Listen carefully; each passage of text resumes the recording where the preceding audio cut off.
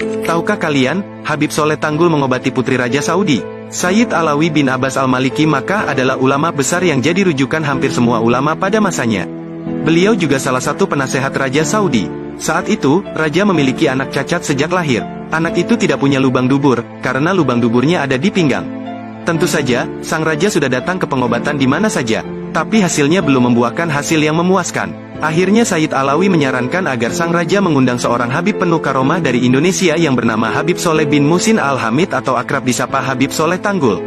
Sang Raja akhirnya mengirimkan utusan untuk meminta Habib Soleh Tanggul berkenan datang ke Arab Saudi.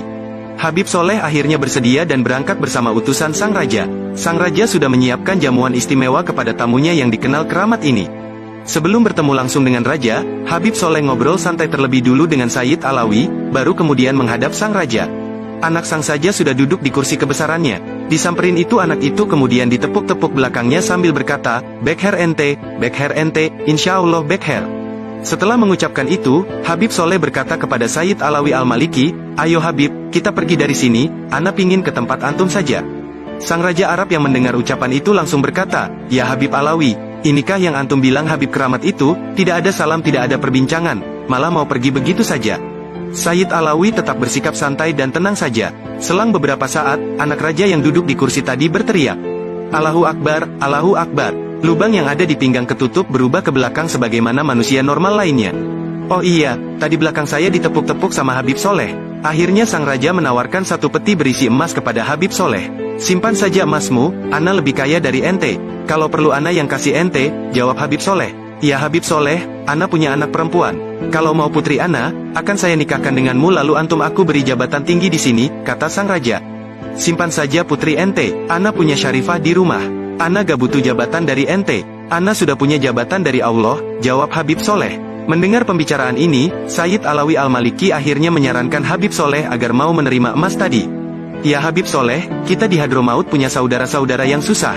Ambil saja dan kasihkan kepada saudara-saudara kita di sana. Habib Soleh akhirnya menerima saran Sayyid Alawi. Kemudian hadiah itu dibagikan kepada saudara-saudara di Hadramaut. Karena kisah ini, Habib Soleh Tanggul di Hadramaut sana dikenal sebagai Habib paling kaya di Indonesia karena sering membantu saudara-saudara yang ada di Hadramaut. Nah, itulah sedikit karomah dari Habib Soleh Tanggul. Tahukah kalian, kisah karomah Habib Soleh Tanggul Jember, didatangi wanita Swiss gara-gara hadir dalam mimpi. Berikut kisah wanita Swiss yang bermimpi tentang Habib Soleh. Suatu hari, seorang wanita asal Swiss yang merupakan non-muslim, bermimpi didatangi seorang laki-laki bernama Habib Soleh Tanggul. Dalam mimpi itu, laki-laki tersebut berpesan bahwa dia dapat membantu menyelesaikan masalah yang tengah dihadapi wanita itu.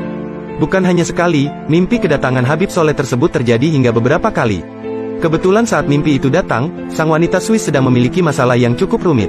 Ia memiliki kekasih yang dalam waktu dekat akan melakukan pernikahan. Namun rencana pernikahan itu terancam gagal, karena sang laki-laki direbut oleh wanita lain. Akhirnya, wanita Swiss tersebut memilih terbang ke Indonesia. Ia penasaran dengan laki-laki bernama Habib Soleh Tanggul, yang datang beberapa kali ke dalam mimpinya.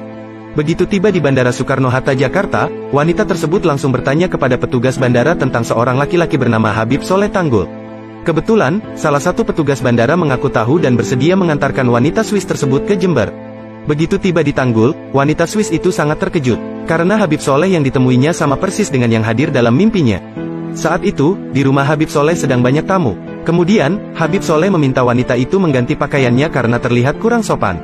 Wanita Swiss tersebut kemudian menceritakan tentang mimpinya dan termasuk masalah yang sedang dihadapinya, yaitu tentang calon suaminya yang direbut wanita lain. Setelah mendengar cerita tersebut, Habib Soleh langsung meminta wanita itu untuk segera pulang ke Swiss. Menurut Habib Soleh, setibanya di Swiss nantinya sang calon suami akan menangis di depan pintu rumah wanita tersebut, sambil meminta maaf dan mengakui kesalahannya. Wanita itu pun kemudian langsung pulang ke negaranya, Swiss.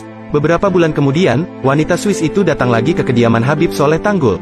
Namun kedatangannya kali ini bukan sendirian, melainkan sudah bersama laki-laki yang tak lain adalah suaminya. Wanita itu datang untuk mengucapkan terima kasih kepada Habib Soleh, karena apa yang diucapkan beliau benar-benar terjadi. Wanita itu kemudian menawarkan sesuatu seperti uang dan hal-hal dunia lainnya kepada Habib Soleh, sebagai ungkapan terima kasih. Namun sebagai waliullah, tentu saja Habib Soleh menolak tawaran tersebut. Habib Soleh hanya memberikan tawaran kesediaan wanita Swiss dan suaminya itu untuk masuk Islam.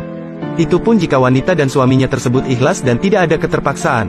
Dan akhirnya, wanita Swiss dan suaminya itu menyatakan masuk Islam dengan ikhlas dan tanpa keterpaksaan.